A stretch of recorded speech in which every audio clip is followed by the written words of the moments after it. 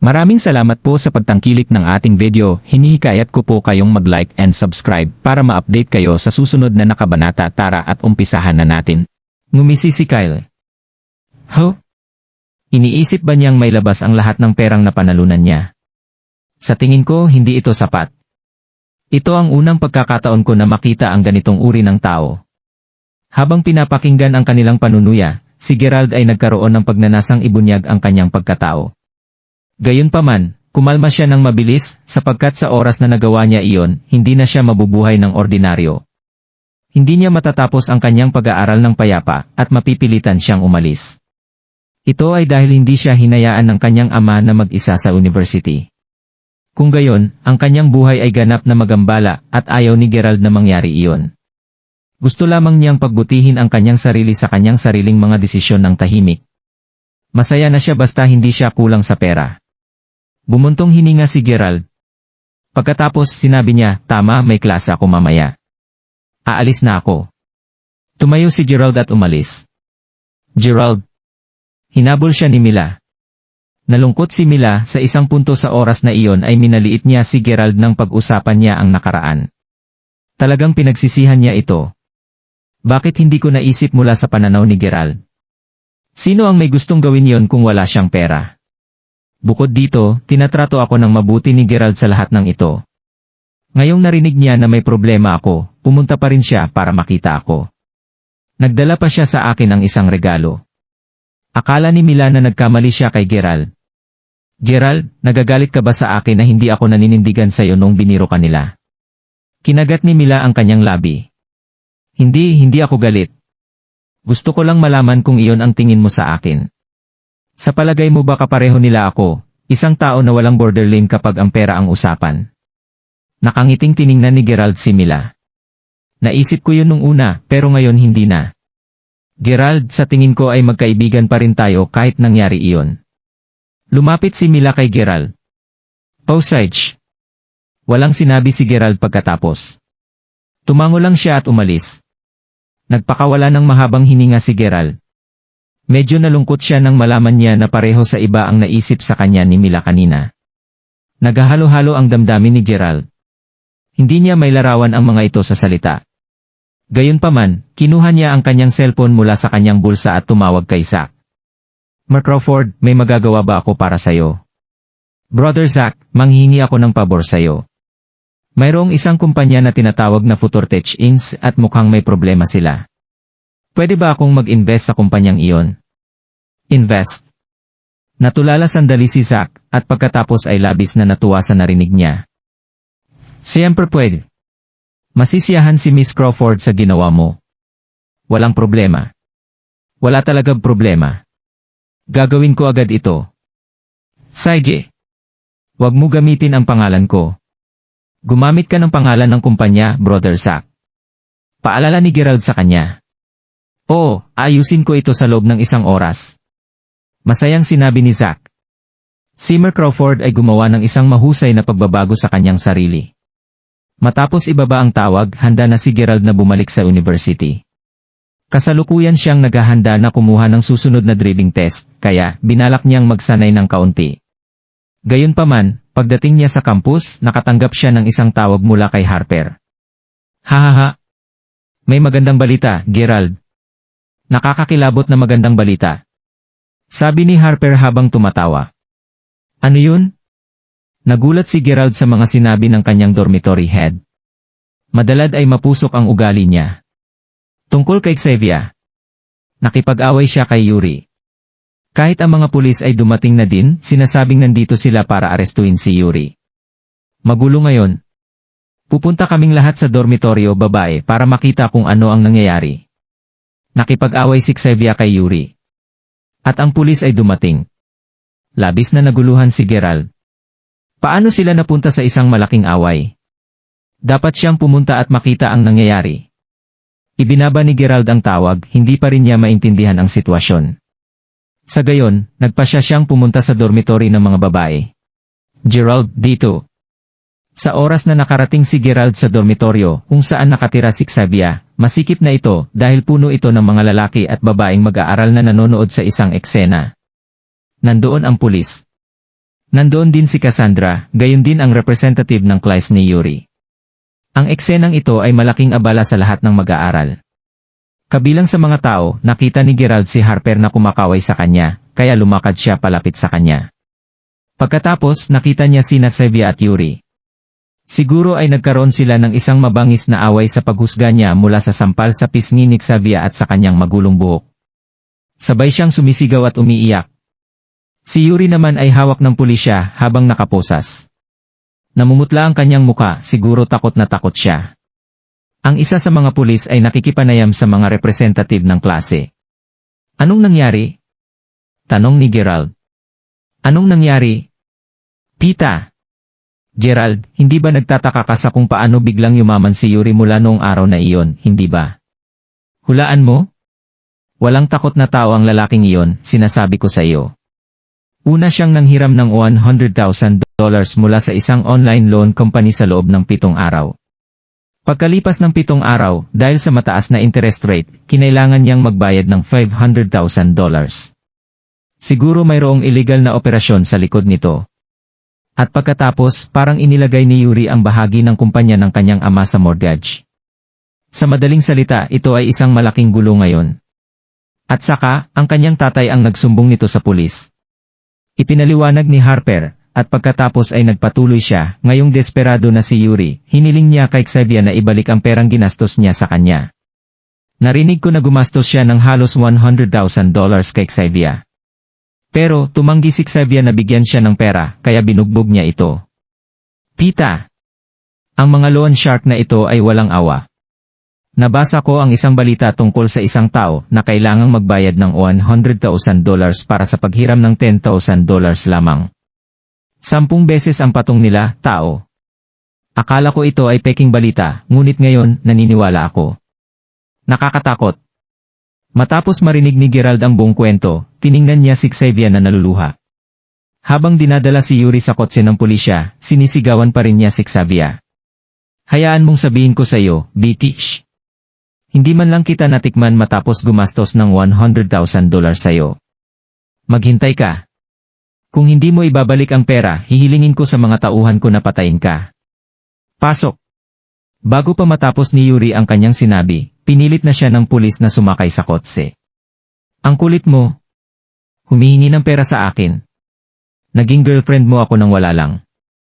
Galit na pinadyak ni Xavier ang kanyang mga paa. Tama lang yan sa'yo, sinungaling ka. Bagaman galit na galit siyang pinapagalitan ni Xavier, natatakot pa rin siya. Ang pamilyang Lowell ay malakas, mas malakas kaysa sa kanya.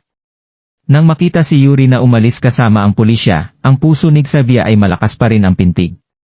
Biglang nakita niya si Gerald sa gitna ng karamihan ng tao. Sa sandaling iyon, nagalit siya. Sumugod siya kay Gerald at binigyan siya ng 2 malakas na sampal.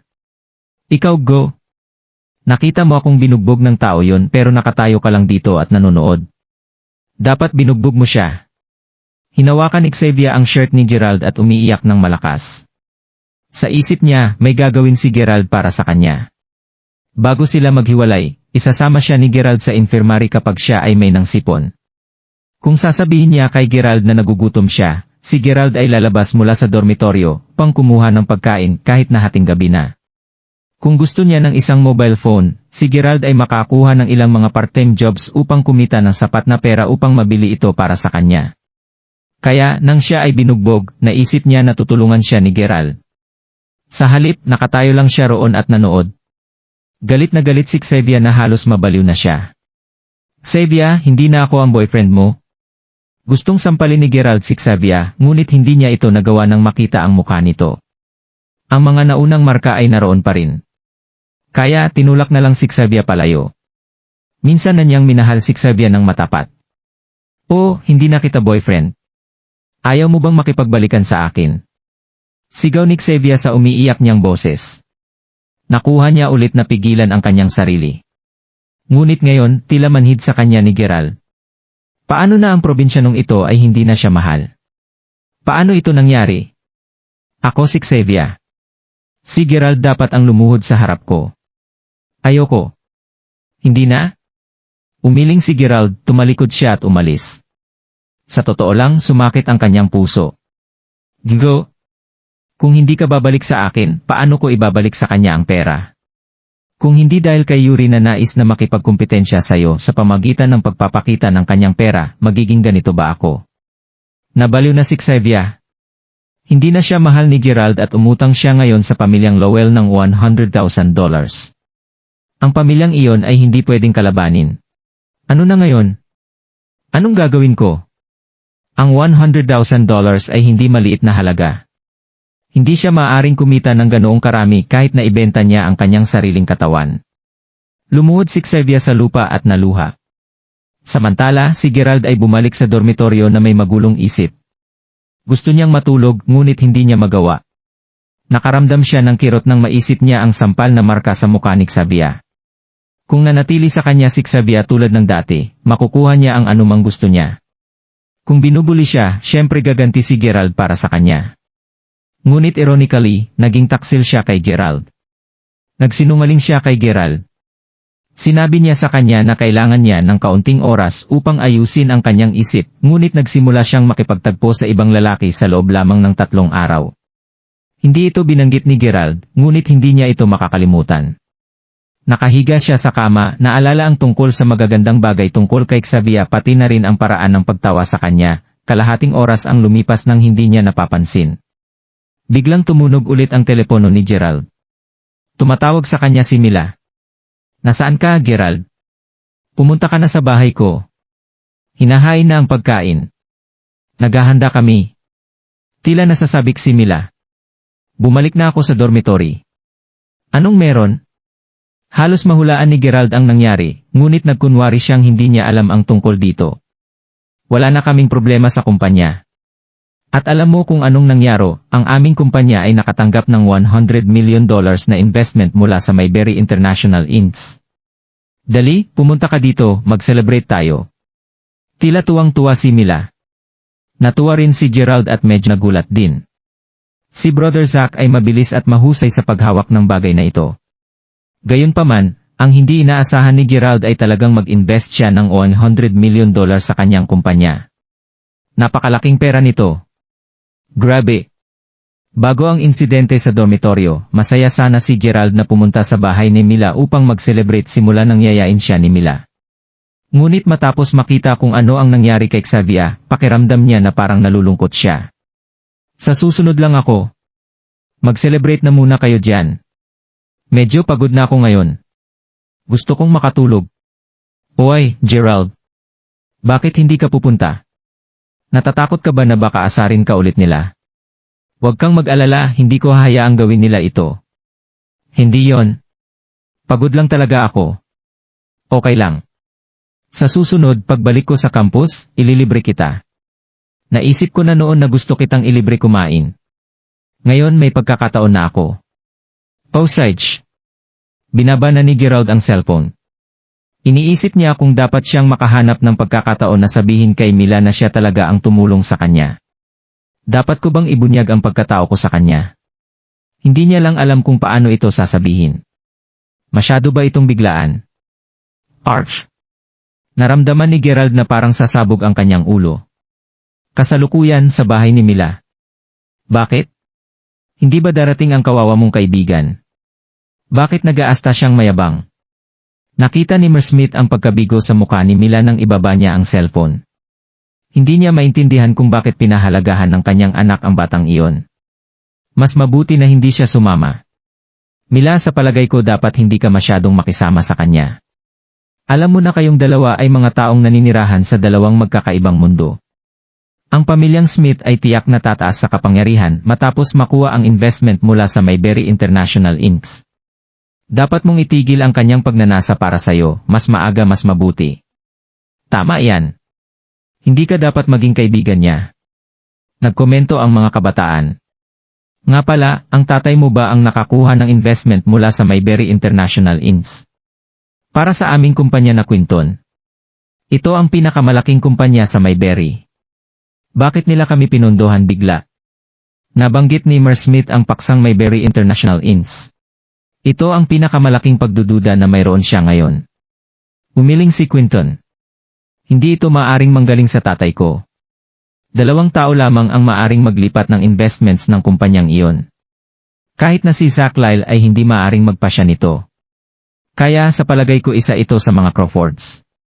Dahil wala si Miss Crawford sa bansa, hinuhulaan ko na ang taong nag-invest sa inyong kumpanya ay ang binata na si Mer Crawford. Binata na si Mer Crawford? Hindi ko pa naririnig tungkol sa kanya dati. Ang lahat ng mga naroroon ay nanahimik. Alam nila na si Zach Lyle ay isang napakayaman na tao sa Mayberry. Ngayong alam nila na mayroon siyang dalawang malalaking boss at ang isa sa kanila ay ang binata na si Mer Crawford, hindi ba nangangahulugan na ang Mayberry Commercial Street ay kanya? Kung gayon, gaano siya yaman? Inilarawan siya ni Quinton ng may paggalang. Ang binata si Mer Crawford ay isang misteryosong tao, at walang nakakaalam kung gaano kayaman ang pamilya niya. Ngayon na siya ay dumating sa Mayberry, tiyak na gugustuhin niyang ipakita ang kanyang mga kasanayan. Kaya, sa tingin ko ang iyong kumpanya ay nakakuha ng pagkakataon sa tamang oras, Mer Smith. Sa palagay ko tama ka. Tumango si Mer Smith, natuwa at nagulat siya. Ang mga dalaga na kasama na si Whitney ay hindi na nakaupo. Quinton, sabihin mo sa amin ang higit pa tungkol kay Mer Crawford. Hindi mo ba sinabi na ang buong Mayberry Commercial Street ay kanya? Pita! Tumawa si Quinton. Ano ang sinabi mo? Mayberry Commercial Street. Hayaan mong sabihin ko ito sa iyo. Narinig ko ito mula sa tatay ko. Ang Mayberry Commercial Street, na literal na isang cash printing machine, ay wala lang sa kanila. Fragment lang ito. Ano? Ito ay isang napakalaking street at gayon paman, wala ito sa paningin ni Mer Crawford. Gaano kayaman ang pamilyang Crawford? Si Whitney at ang ibang mga dalaga ay nahulog kay Crawford. Ninanais nila na maging boyfriend siya. Hindi ba parang sobrang yaman naman ang meron sila? Kung sila ay isang maimpluwensyang pamilya, dapat na nakita natin ito sa internet. Duda ng mga dalaga na kasama nila. Tumawa si Quinton. Ang mga nakikita mo sa online ay hindi ang mga pinakamakapangyarihan. Isipin mo, anong uri ng pagkakaroon ng isang kumpanya kapag ang lahat ng malalaking kumpanya na alam mo sa online ay sinusuportahan nito? Marami sa malalaking industriya ang sinusuportahan ng isang napakalakas na kumpanya, at ang mga nasabing kumpanya ay pinamamahalaan ng mga pamilya na hindi natin karaniwang naririnig ang kanilang mga pangalan. Tama nga naman. Kumbinsido na ang mga dalaga. Ring! Ring! Tumunog ang telepono. Kinuha ni Mer Smith ang telepono. Nabigla siya nang makita niya kung saan nanggaling ang tawag. Tumatawag ang Bureau of Commerce. Nag-alala si Helen. Agawin ba nila ang kanilang mga assets? Totoo na halos malugi ang kanilang kumpanya, pero kaka-invest lang ng Mayberry International Inc. Sa kanilang kumpanya. Alam ng lahat na ang bangko ay hindi magpapakita ng anumang awa sa mga kumpanya na may utang sa kanila ng pera. Sa sandaling hindi mabayaran ng kumpanya ang utang, ipapaalam kaagad ng bangko sa Bureau. Alam nilang lahat na malinaw kung paano ito gumagana. Huminto ang lahat sa pagsasalita at matiyagang naghintay. Salamat, Mar Harrison. Oo.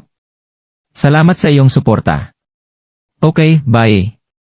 Naguluhan ang lahat nang makita si Helen na magsalita sa isang nasasabik na pamamaraan. Mar Harrison.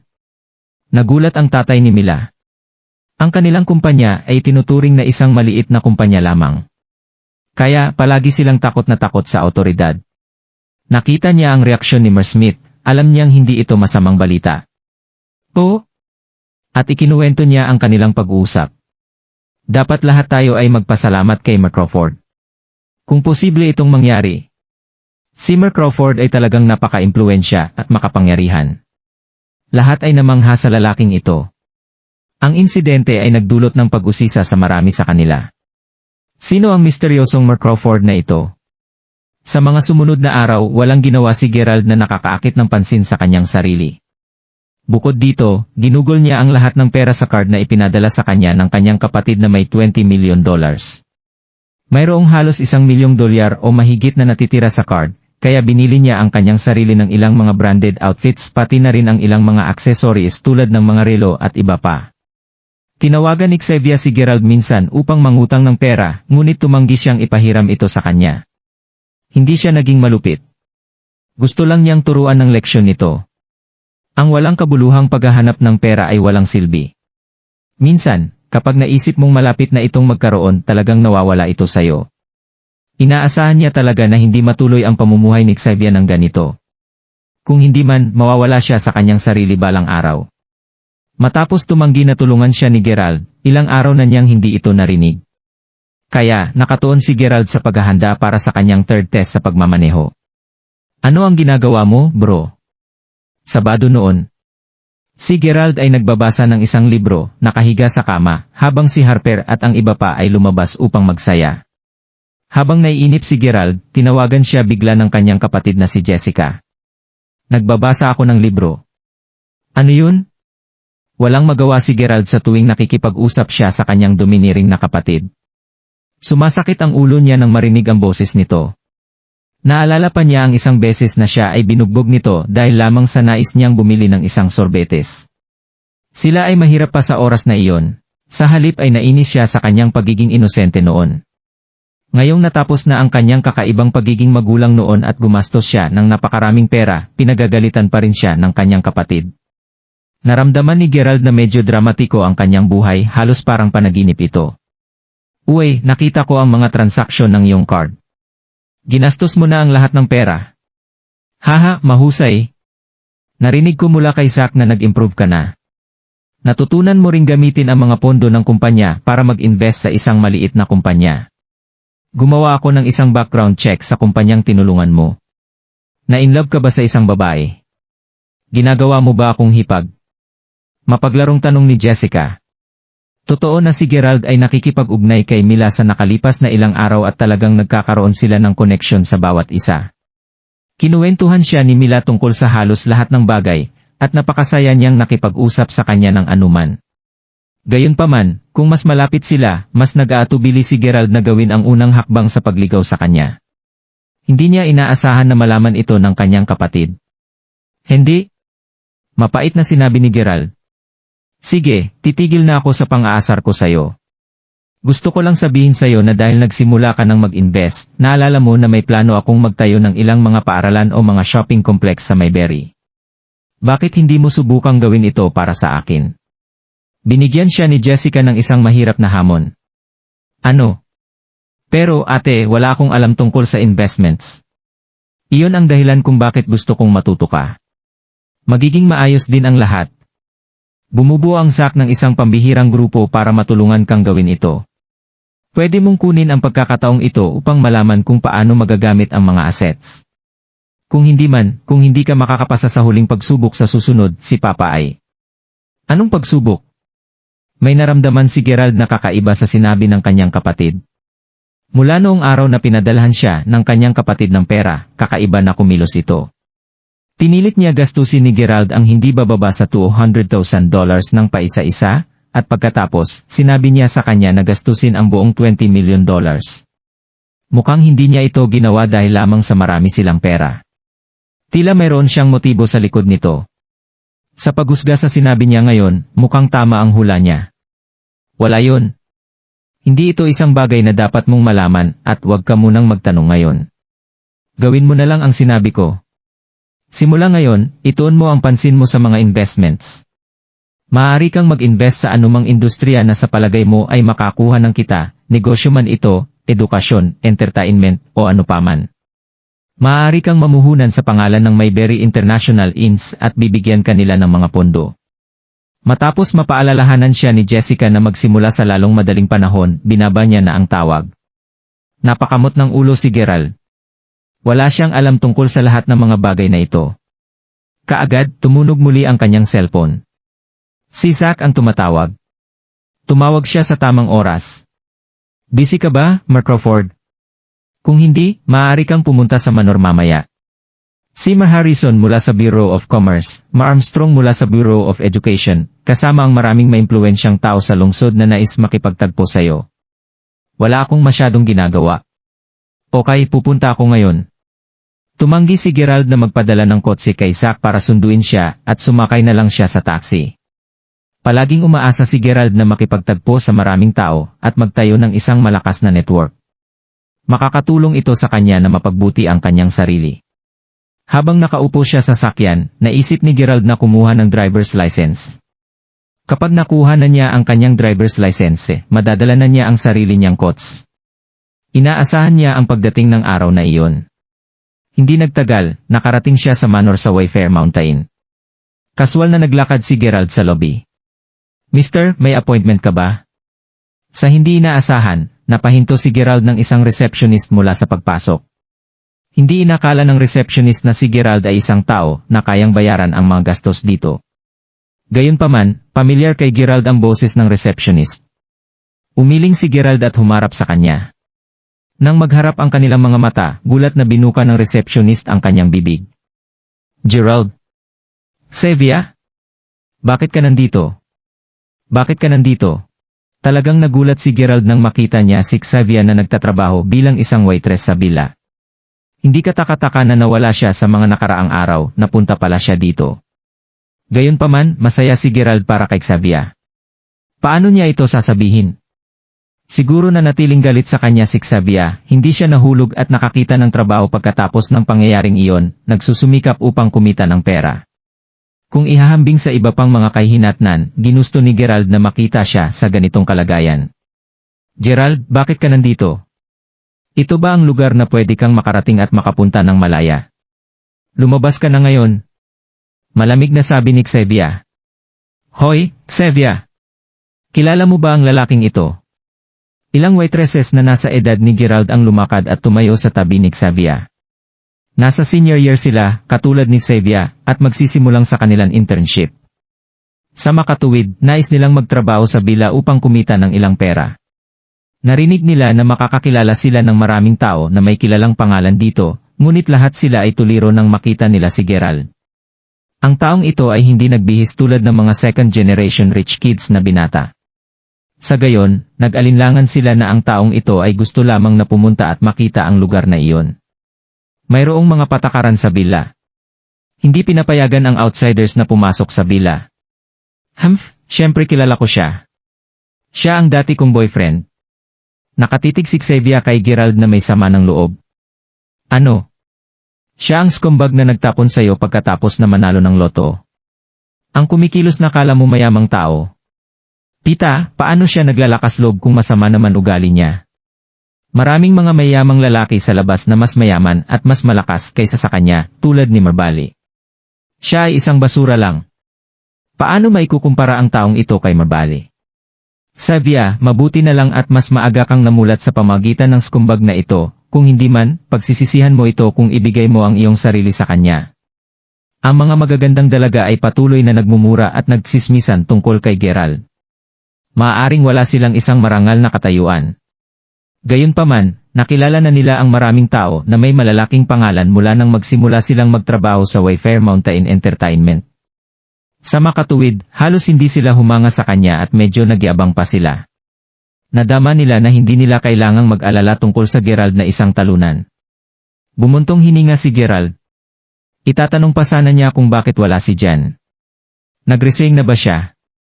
Gayunpaman, hindi niya ito nagawa dahil siya ay minaliit ng mga babae hanggang sa wala na siyang masabi. Napakahusay ni Xavier na sisihin ang iba. Hindi ba siya ang unang nagtaksil kay Gerald? Tinatamad si Gerald na makipagtalo sa kanya sa isyong ito. Naghiwalay na ang dalawa anuman ang sabihin ni Xavier sa iba.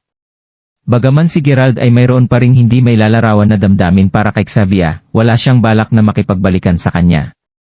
Kaya, kahit anong sabihin ni Xavier ay hindi mahalaga. Gerald, hayaan mong sabihin ko ito sayo. Tanggalin mo sa isip mo na ikaw ay napakagaling dahil nanalo ka sa loto. Ako ay nagkamali. Kasalanan ko. Hindi ko nakita ang mundo sa unang taon ko sa university. Peke ka sa noon pa man. Napakatanga ko na naging tapat ako sayo at nakasama kita. Pagkatapos nun, nakasama ko si Yuri. Akala ko siya ay mas mahusay kaysa sayo, at siya ang magpapasaya sa akin. Pero, sa katunayan, matagal na akong bulag sa katotohanan. Alam mo ba? Ito ang nagbukas ng isang panibagong mundo para sa akin mula nang ako ay nagtrabaho sa villa na ito. Nanalo ka ng 1 milyon o kahit 5 milyon, ngayon wala itong kahulugan sa akin. Sa aking puso, ikaw ay hindi higit sa isang novio Richie lang. Kaya hindi mo dapat isipin na ang galing mo. Para sa akin, ikaw ay isang basura lang. Emosyonal na sinabi ni Xavier. Siya na may utang kay Yuri tungkol na $100,000 ay humingi ng tulong kay Gerald noong nakaraang araw na lumipas, na nag-aalok pa ring makipagbalikan sa kanya maging girlfriend ni Gerald kung tinulungan niya ito. Gayunpaman, tinanggihan siya ni Gerald. Bukod dito, biglang yumaman si Gerald matapos na makipaghiwalay sa kanya. Ito ang naging dahilan para mapahiya at magalit si Xavier. Ngayon, gusto ni Xavier na ilabas ang lahat ng kanyang sama ng loob sa kanya. Ikaw, Gerald, wala kang kwenta. Anong ipagmamalaki mo? Talo ka. Labas. Kung hindi ka lalabas ngayon, tatawag ako sa security guard. Manhid nagsalita ang ilang mga babae. Hindi ito ang lugar. Ay! Xavier, tingnan mo. Nandito na si Marbale. Biglang masaya nilang tinuro ang gete na habang kinukutya si Gerald. Isang luxurious na sasakyan ang huminto sa may gete, at isang guwapong binata na nakasuot ng asul na suit ang bumaba mula sa sakyan. Mayabang siyang lumakad na may isang kamay sa kanyang bulsa. Marbale. Maraming babaeng waitresses ang kumaway sa kanya ng masaya.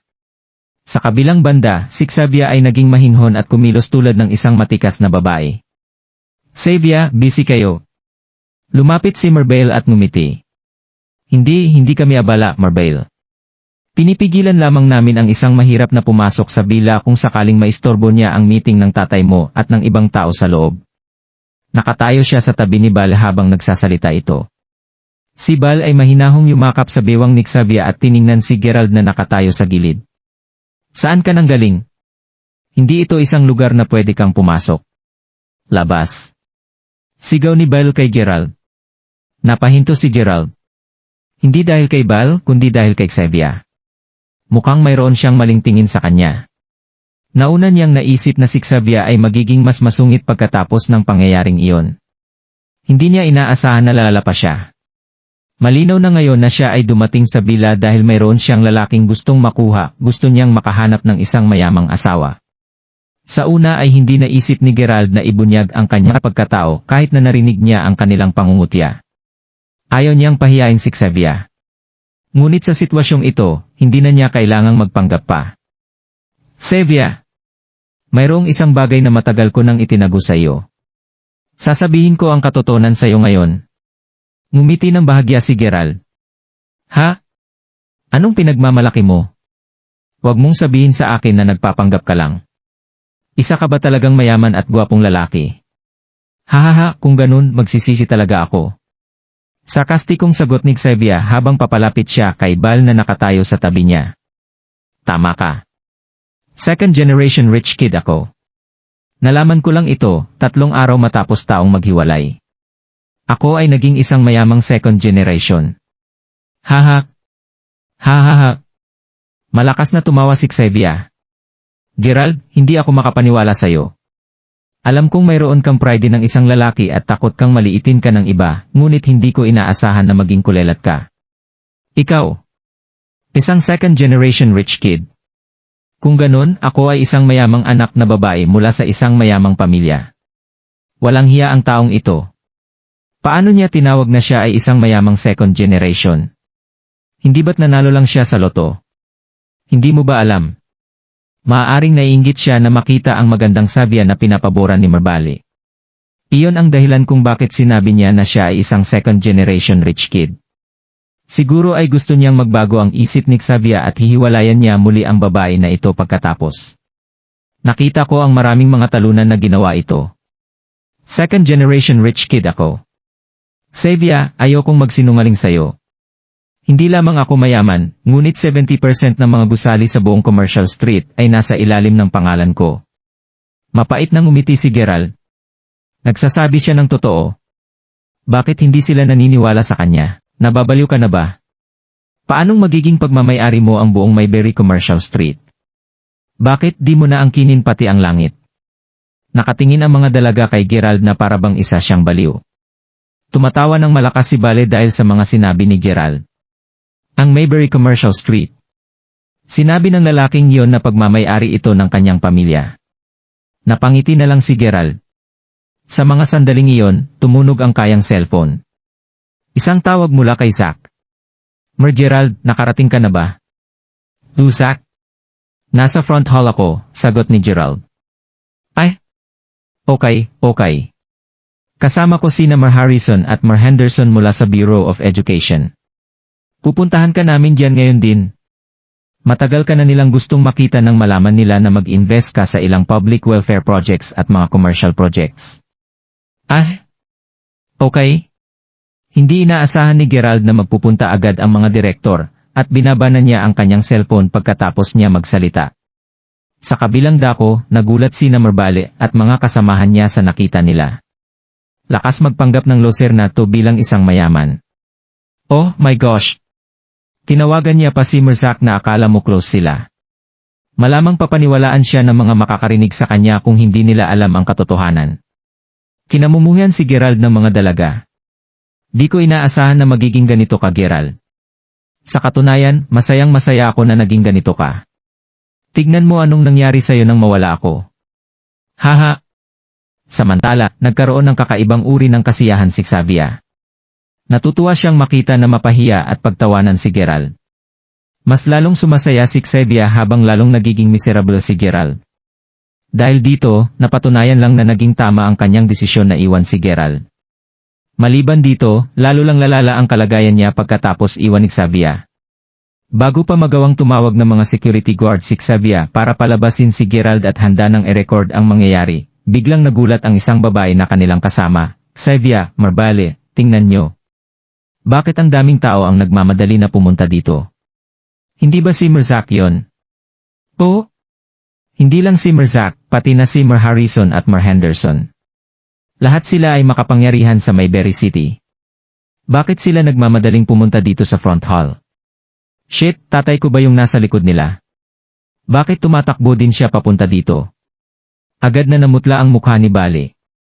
Ang pamilya niya ay nagmamay-ari ng isang international trade business. Sa simula ng kanilang negosyo, sinimulan nila ito sa pamagitan ng investment ng Mayberry International Inc. Ngayon, isa na sila sa mga pinakasikat at pinakamayamang pamilya sa Mayberry City, at umangat na ang kanilang estado. Bagamat nirerespeto at magalang ang kanyang ama kay Zack, hindi siya kailanman tumakbo patungo sa kanya. Maliban dito, si Merzak na ang tiko ng Commercial Street, ay tumatakbo sa harapan nilang lahat. Anong nangyayari? Laking gulat ni Bale. Nagulat din si Xavier nang makita silang tumatakbo patungo sa front hall. Agad silang lahat pumunta sa isang tabi dahil sa pagkalito, pati na ang iba pang mga babae. Tanging si Gerald lang ang nanatili sa gitna ng lobby. Gerald, naghahanap ka ba ng gulo? Papunta na si Merzak, dapat ka nang umalis dito sa lalong madaling panahon. Sa malamang ay may iba pang mga kilalang tao na pupunta dito, dapat umalis ka na ngayon din. Agad na sigaw ni Xavier sa kanya. Ngunit hindi gumalaw si Gerald. Maliban dito, huli na para umalis pa. Nakarating na sa front hall ang grupo ng mga tao.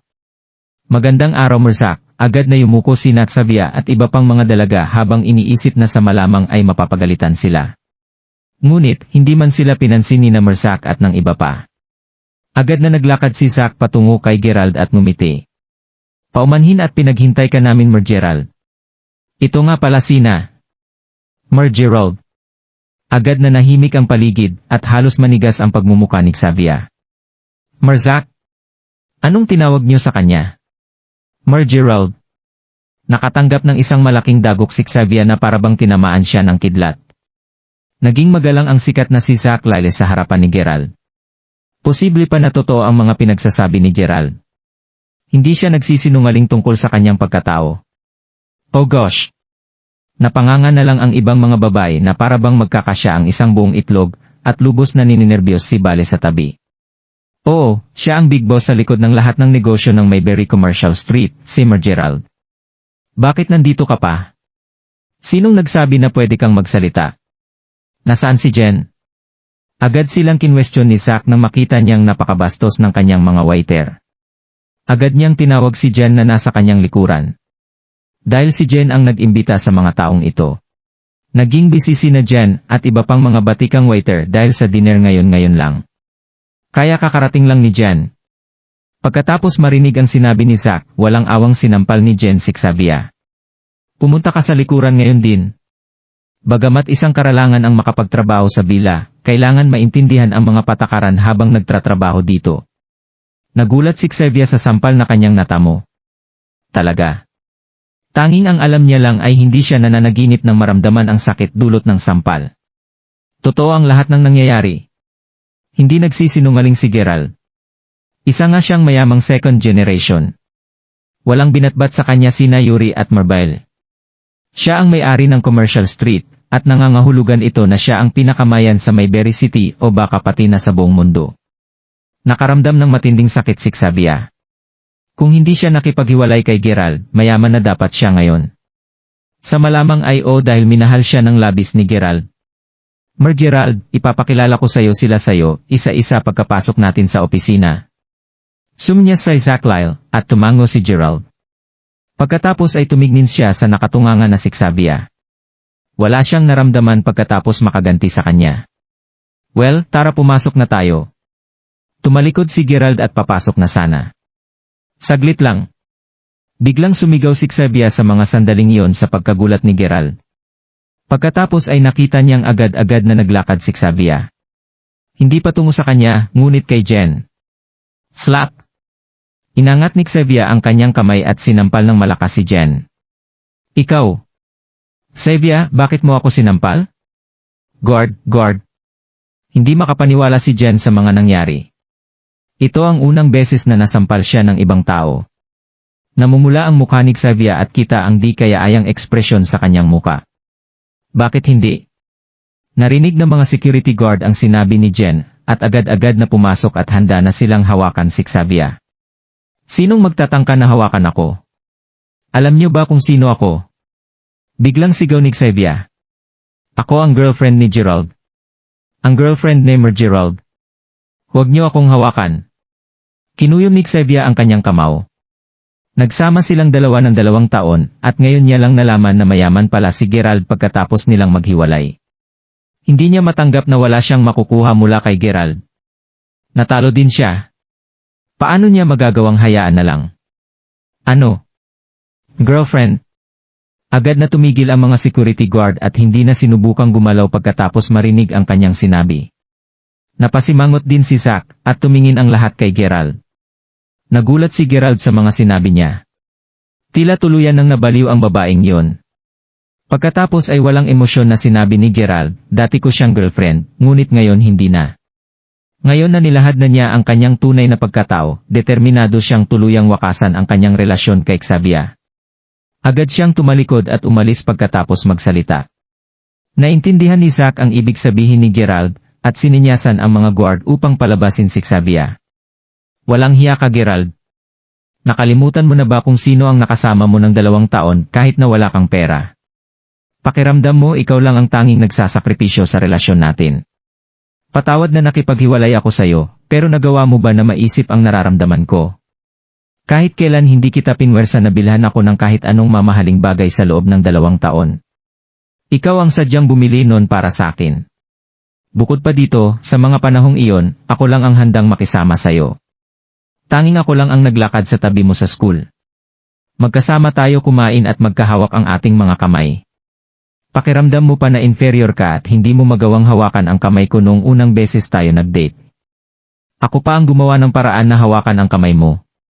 Ngunit ngayon, ganito ang trato mo sa akin. Umiiyak si Xavier habang pinipigilan ng mga guard. Papasok na ng villa si Gerald, at napahinto siya habang nakikinig sa mga sinasabi ni Xavier. Dati pa ba na may love-hate relationship si Gerald at Xavier? Lahat ng iyon ay dahil sa kanilang pinagsamahan. Ninais pa din niya na magiging maayos si Xavier kahit ano pa ang itrato nito sa kanya. Gayunpaman, nasaktan si Gerald sa mga sinabi ni Xavier, at dahan-dahan siyang tumalikod. Tumalikod si Gerald at walang pakialam na tumingin kay Xavier. Xavier, syempre hindi ko nakalimutan ang mga sinabi mo. Sa katunayan, ito ay dahil sa iyo na iparamdam sa akin na may pag-asa sa aking buhay sa panahong iyon. Alam mo ba? Handa kong ibigay sa iyo ang lahat sa oras na iyon. Pero ikaw ang nakipaghiwalay sa akin. Sa totoo lang, nasasaktan pa rin ako hanggang ngayon. Sana lang ay maging maayos ka palagi. Mangyayari ulit ito sa hinaharap. Dapat kang magpatuloy sa buhay mo. Hindi na posible para sa kanya na makipagbalikan kay Xavier matapos maranasan ang mga bagay na nangyari sa mga nagdaang araw. Hindi niya lang ito sinasabi, seryoso si Gerald sa mga salitang sinambit niya. Sa wakas ay kumalma si Xavier matapos marinig ang mga salitang ito, at ang kanyang mukha ay namula. Noon, mayroong isang batang lalaki na mahal siya at handang isakripisyo ang lahat para sa kanya. Gustong manghingi ni Xavier ngayon ng comfort. Ngayon, hindi masabi ni Xavier na minahal niya si Gerald ng buong puso noon. Sa oras na iyon, nais lamang niyang makahanap ng isang lalaki na handang gustuhin siya. Nang maglaon, nakita niya na maraming mga dalaga, kahit na hindi kasing ganda niya, ay nakakita ng napakagwapo at mayamang kasintahan. Sa makatuwid, ang puso ni Xavier ay nanghina. Narinig lamang niya ang tungkol kay Yuri Lowell noon ngunit hindi niya talaga ito kilala. Sa gayon, natukso siya nang magmaneho si Yuri ng bumo at huminto sa harap niya upang tanungin siya kung anong oras na. Walang laban si Gerald kay Yuri. Nakaramdam siya ng bahagyang pagkabalisa nang nakipaghiwalay siya kay Gerald, ngunit ang sakit ay nawala kaagad nang makatanggap siya ng isang Apple mobile phone mula kay Yuri. Ngayon, lumabas na si Gerald ay isang mayamang second generation, isang top-class second generation. Talagang pinagsisihan ito ni Xavier. Iniwan niya ang pinakamahalagang tao. Kakasabi lang ito ni Gerald ngayon. Hindi na makakabalik si Xavier sa kanya. Pakiramdam niya ay napahiya siya na parang hinubaran at itinapon sa kalye. Oo na, naintindihan ko na. Namula ang mga mata ni Xavier. Sinara niya ang kanyang mga kamao at sinabing, Gerald, wag mong kalimutan. Hindi kita hahayaan na maliitin ako. Balang araw titingin ka sa likuran ko. Susuklian ko ang lahat ng kahiyang ibinigay mo sa akin ngayon. Pinunasan ni Xavier ang kanyang luha at pinandilatan siya ng mata. Pagkatapos, pinunit niya ang kanyang damit sa trabaho at itinapon ito sa kanyang mga paa, umalis kaagad siya pagkatapos. Tiningnan siya ni Gerald na umalis mula sa lugar na iyon at tila kumirot ang puso niya. Sa oras na iyon, inaasahan niya na magiging maayos na ang buhay ni Xavier.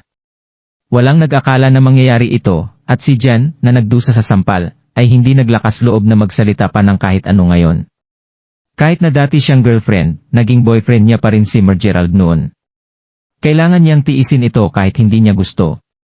Hindi nagtagal ay dumating na sila sa kwarto. Si Harrison ng Bureau of Commerce at si Henderson ng Bureau of Education ay sadyang dumating upang makilala si Gerald ayon sa pagkakabanggit para sa investments sa ilang mga rehiyon pati na rin ang ilang mga proyekto para sa edukasyon ng mga bata, tulad ng pagbuo ng isang primary school, at inaasahan nilang makakuha ng tulong mula sa Mayberry International Inc. Ang lahat ng ito ay ayon sa utos ng kanyang kapatid na si Jessica Crawford. Naintindihan din ni Gerald kung ano ang pinaparating ng kanyang kapatid na babae. Gusto niyang tulungan sila bilang isang pabor, at sa gayon, masaya niyang pinirmahan ito. Si Harrison at Henderson ay lubos na nagpapasalamat dahil ang bawat isa sa mga proyektong ito na pinirmahan ni Gerald ay hindi simple. Halimbawa, para sa proyekto ng Hope Primary School, higit sa 20 paaralan ang itatayo sa Mayberry. Masaya silang kumakain ng pagkain, at nakilala rin ni Gerald ang iba pang mga merchant sa Mayberry City. Gerald, ito ang name card ko. Kung kailangan mo ng anumang tulong sa hinaharap, huwag kang mag-atubiling tawagan ako. Kinamayan ni Harrison ang kamay ni Gerald bago siya umalis. Hindi niya kailanman inaasahan na si Gerald, na isang napakahusay na mayamang tao, ay mapagpakumbaba. Ibang-iba ito sa naisip niya. Bukod dito, nag-alok siya ng malaking tulong sa oras na ito.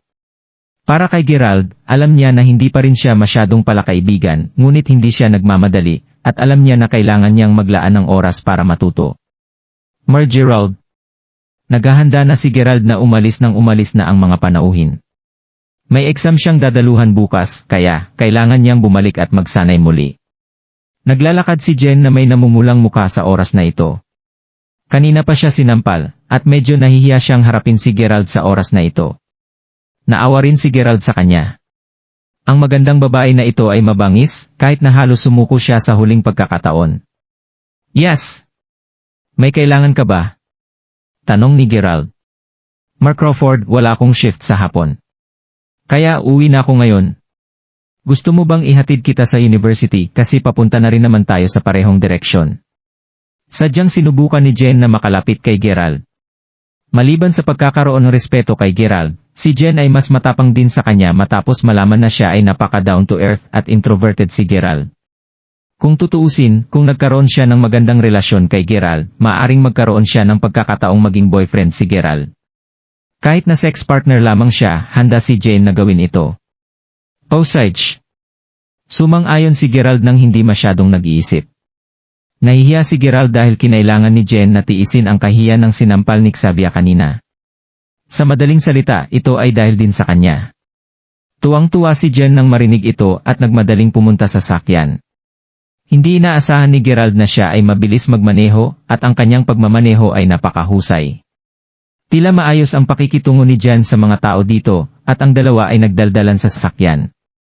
Sa oras na ito, tumunog ang cellphone ni Jane. Dinampot niya ito, tiningnan at naiinis na pinatay ang tawag. Di nagtagal, nagring ulit ang cellphone. Kinuha niya ito at binaba ulit. Sagutin mo na lang ang tawag. Natatakot ka na baka marinig ko ito. Ngumiti si Gerald. Namula si Jane. Hindi. Bakit ko naman gagawin yon? Wala akong anumang sikreto na maitatago kay mo, Gerald. Ibibigay ko ang kahit anong gusto mong makita o marinig. Malumanay na sinabi ni Jan ang mga salitang ito, bahagyang iniangat ang kanyang mga binti para ibunyag ang isang pares ng puting hita. Napakainit ng pakiramdam ni Gerald sa sandaling ito.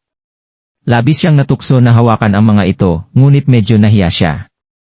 Sa oras na iyon, tumunog ulit ang cellphone ni Xavier. Hindi na binaba ni Jan ang tawag sa pagkakataong ito. Sa halip, sinagot niya na ang tawag.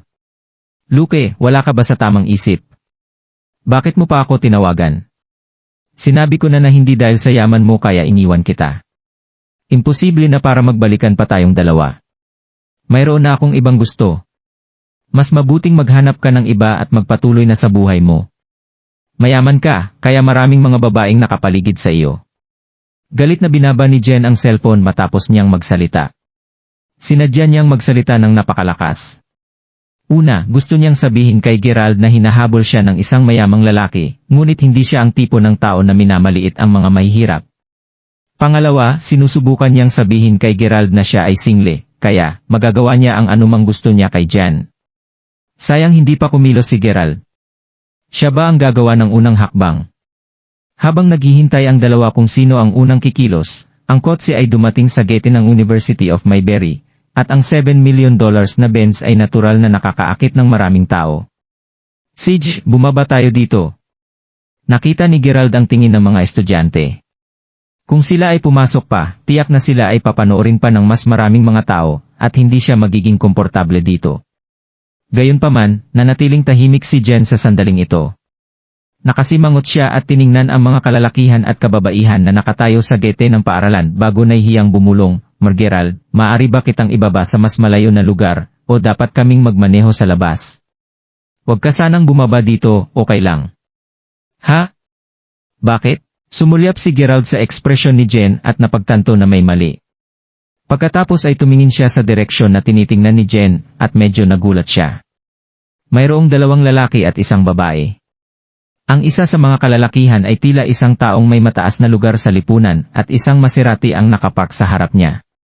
Kasalukuyan siyang nakikipag-usap sa iba pang lalaki at babae, at sa sorpresa ni Gerald, kilala niya ang lalaki at babae na iyon. Si Danig Sanders mula sa class niya at si Jaislyn Lee, ang roommate na Alice Bradford. Naku! Kailan pa sila naging magpartner? Nagulat si Gerald. Gayon din parang kilala din sila ni Jen. Bigla silang nakita ng lalaki at mabilis na tumakbo papunta sa sakyan ni Jen sa sobrang tuwa. Pita! Ay! Gerald, hindi kita pinagagalitan. Pinagalitan ko lang ang lalaking iyon si Luke Evans. Hindi ko akalain na nandito siya. Hindi kasi siya umaalis. Si Jen ay medyo nainis. Ang balak niyang akitin si Gerald ay nagsisimula na kanina.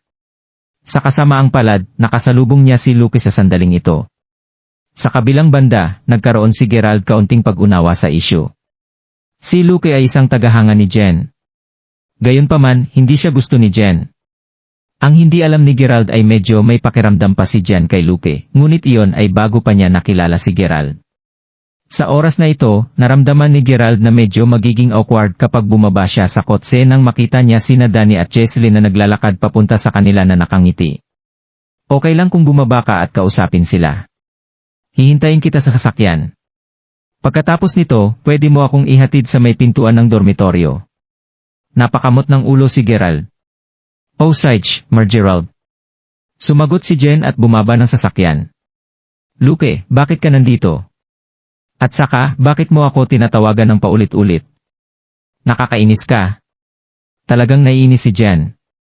Jen, hindi ko rin inasahan na makakasalubong kita dito. Narito ako para ihatid sa university ang pinsan ko at ang girlfriend niya. Naalala ko sinabi mo na madalas kang bumisita sa iyong alma mater. Dahil dito, tumawag ako at gusto kong makipagkita sa iyo. Ngumiti si Luke at nagpatuloy, Jenny, ipapakilala kita. Pinsan ko ito, Danny. Junior siya. Ito ang kanyang girlfriend, si Jaislyn. Galing siya sa broadcasting faculty at junior din. Hoy, hipag. Ang ganda mo. Sa totoo lang talagang namangha si Danny nang makita ang maganda at sexing si Jen. Tumawa tuloy si Jane. Sino ang hipag mo? Hindi ako girlfriend ni Danny. Gusto lamang ni Jen sabihin ito, at ang kanyang ekspresyon ay hindi natutuwa. Nagulat si Danny. Nararamdaman na niya ito ngayon lang nang marinig ang pag-usap ni Jen at ng pinsan niya, ngunit manhid lamang talaga ng tono ni Jen. Hindi tulad ng sinabi ng pinsan niya. Ang mga kababaihan ay ganito, kailangan silang ipamper. Gayunpaman, ang kanyang ugali at ekspresyon ay hindi tama na nagpapahiwatig na mayroong mali. Hindi na nita kailangang ipamper si Jen. Medyo napahiya si Luke at pilit niya itong tinatakpan. Mabilis siyang ngumiti at sinabing, tama na, Jen. Huwag nang gumawa ng kaguluhan. Iparada mo ang sasakyan mo at kaming apat ay sama-samang mag-shopping. Sinong sinasabi mong nanggugulo? Luke, napakalinaw ko na itong sinabi. Imposible na maging tayo. Mayroon akong gusto ngayon. Mayaman ka, madali kang makakahanap ng ibang magandang dalaga. Huwag mong sayangin ang oras at lakas mo sa akin. Walang awa na sabi ni Jen. Sa sandaling ito, maraming mga mag-aaral ang lumabas para maglaro, at lahat sila ay naakit ng eksenang ito. Dalawang mamahaling kotse, may isang lalaki at isang babae ang nagtatalo, mahirap na hindi ito pansinin. Lalo na dahil napakalakas ng pagsasalita ni Jen. Nahihiya si Luke. Jen, sabihin mo sa akin. Sino ang nasa gusto mo? Huwag mong sabihin sa akin, ang ninong mo ba ang nagbigay sa iyo ng Mercedes-Benz na ito? Halos 60 years old na siya. Naging madilim ang itsura ni Luke. Pita! Luke, kaya mo bang pag-isipan ang mga sinasabi mo? Iritang-irita na si Jen.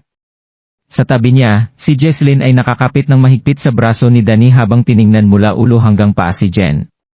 Sa katunayan, nang makita niya ang magandang mukha ni Jen na umusbong mula sa magarbong kotse na iyon, agad na nainggit si Jaislyn.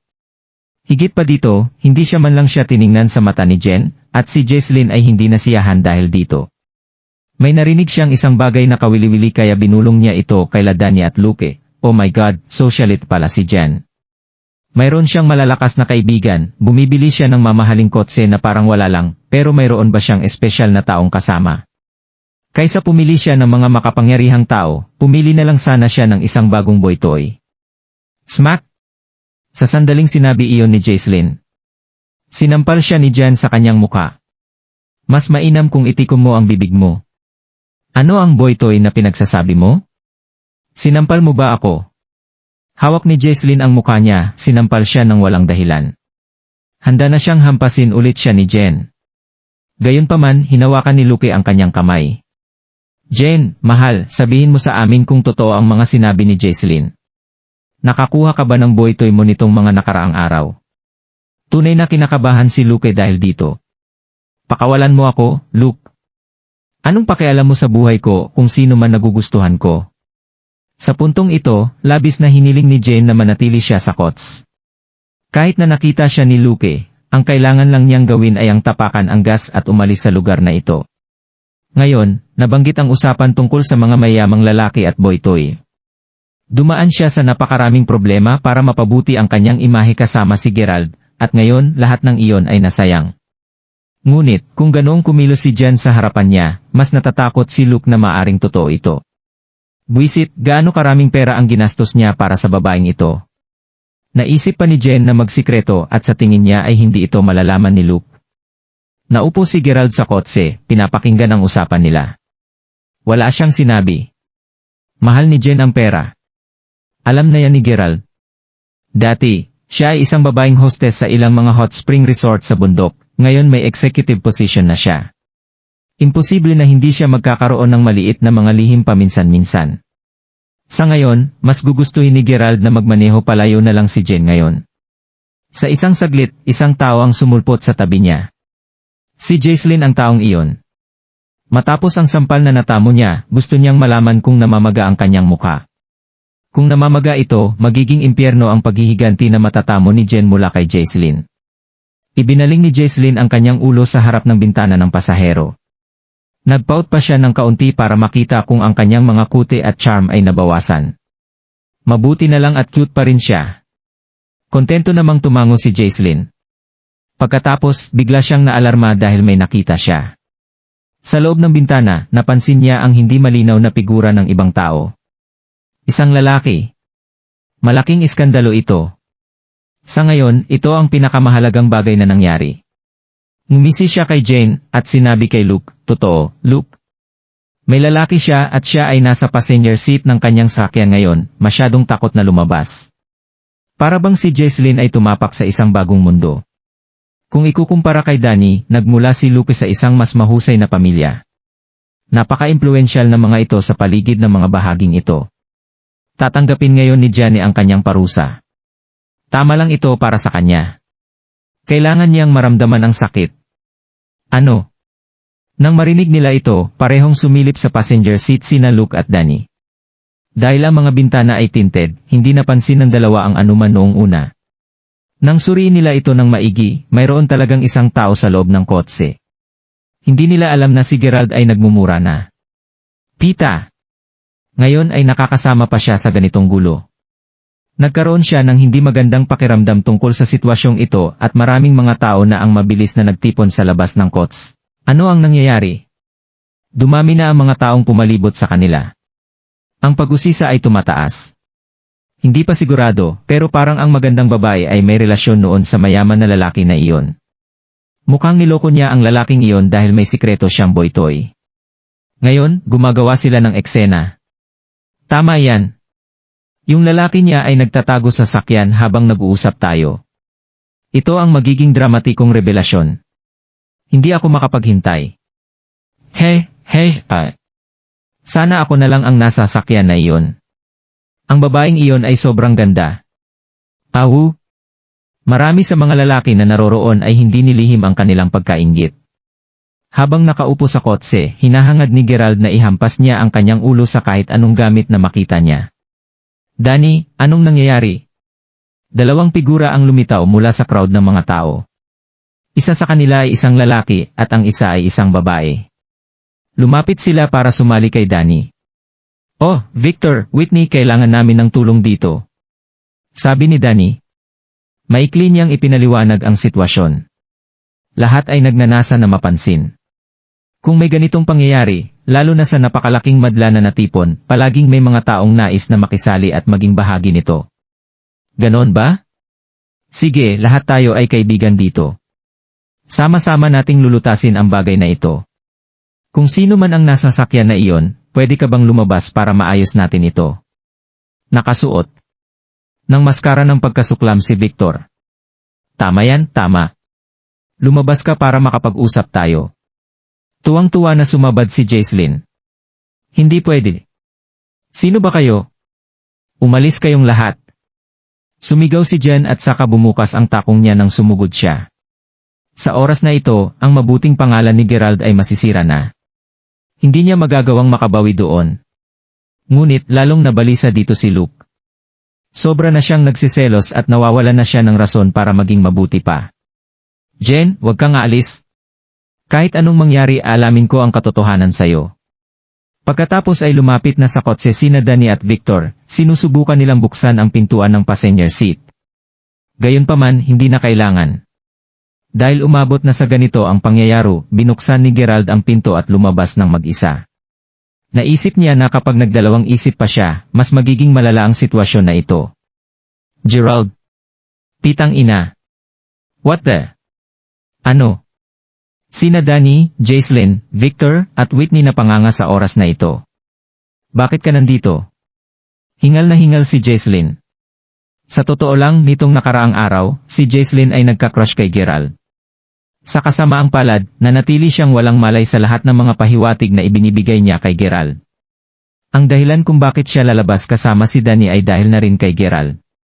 Dahil hindi siya nagpakita ng interes kay Jesselyn, nagpasya siyang landiin ang isa sa kanyang mga kamag-aral dahil inaasahan niyang magselo si Gerald sa lalaking ito. Bukod pa dito, siya ang pangunahing hinala niya bilang isang mataas at kilalang misteryosong tao na binabanggit ng lahat. Para mahuli niya sa akto ang katotohanan sa pagkatao ni Gerald, nabibigyan ng katarungan ang ilan sa taktikang ginagamit ni Jesselyn. Gayunpaman, pinatunayan ng pangyayaring ito ang isang malaking plot twist. Nang ina. Nagtataka pa naman ako kung paano ka biglang yumaman. Ngayon nakikita ko na ikaw ay isang boytoy lang pala. At pinagmamalaki mo pa ang iyong pera para makita ng lahat. Galit na sinabi ni Danny. Sa totoo lang kawili-wili para sa kanya na makita si Gerald sa pagkakataon na iyon. Mahinahong ngumiti si Gerald. Nagkataon lang na hinatid ako ni Jen dito, haha. Masyado niyong pinapalala ang sitwasyon. Ito ay isang nakakahiyang sitwasyon, ngunit nananatili siyang kalmado. Go! Sumabad si Danny. Huwag mong ilayo ang usapan. Ginagamit ka ni Jen bilang isang boytoy, tama ba? Ang lahat ng perang iyon na pinagmamalaki mo ay maaaring galing kay Luke. Ano ito? Danny, kilala mo ang lalaking ito. May naliit ni Luke si Gerald. Ha? Hindi lang namin siya kilala, pero kaklase din namin siya. Isang siyang walang kwentang tao, na naging mayaman bigla umiikot ng ilang kwento tungkol sa pagkapanalo niya sa loto, pero lumalabas na siya ay alaga lamang ng isang tao. Tama? Tama yan. Sumabad si Whitney. Narinig ko na si Gerald ay namimili ng mga damit ng isang beses, sa off-marketplace sa labas ng campus. Wala siyang sapat na pera sa kanya sa oras na iyon, ngunit may isang dalaga na kasing edad namin ang nagpakita at nagbayad para sa kanya. At pagkatapos, ibinigay niya sa akin ang mga damit na iyon. Ang dalaga sa kwentong iyon ay nagmamay-ari ng ilang chain ng mga shops. Siguro siya ay isa rin sa mga dalaga na ginagawa siyang boytoy, tama ba? Ang nangyari ay noong ibinigay ni Gerald ang regalong iyon kay Whitney ilang araw lamang ang nakakaraan, binisita niya ang parehong shop na iyon sa unang pagkakataon para siya sa atin kung niloko siya ni Gerald.